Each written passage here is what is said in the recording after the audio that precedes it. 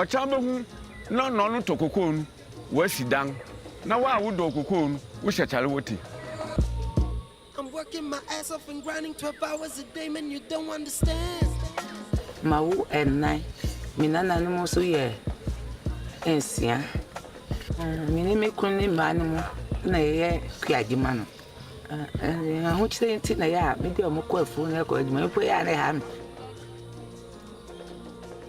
On paper, Lynn's beans are 100% traceable. In reality, it's very different though. Man, you said, oh, can you convince you? If I saw can catch.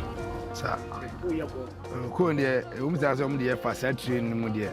Sanka, yes, separate Ubiade, but said as the Adjumane there, to go the Nina by a Burkina, Efra.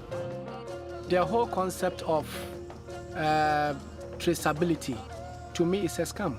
These giants in the industries pretend as if they are trying to help the farmers, but in reality, they are making the farmers poorer. Most of all these raw materials are produced in Africa in producing countries, and then most of the consumer products are manufactured in Europe. So that is where the unfairness actually sits.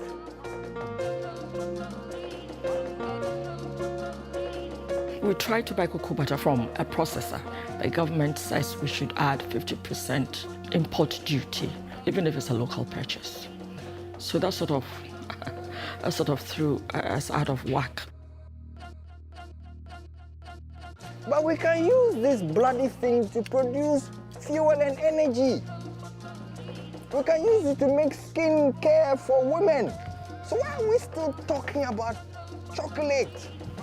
Sie sind innerhalb von dem bestehenden Kolonialsystem verblieben, wo man die Ressourcen vor Ort sehr billig eingekauft hat. Das heisst, der Gewinn ist im Norden gemacht worden. And so the colonial model, which the British imposed on us, is what we just took on and adapted as Ghana Cocoa Board. So what Cocoa Board is doing, without knowing, is creating a kind of monopoly for the multinationals. So why do we need them?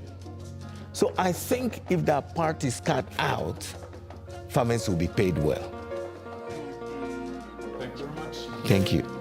You can play that one to them. They should come and arrest me, then I make a revolution.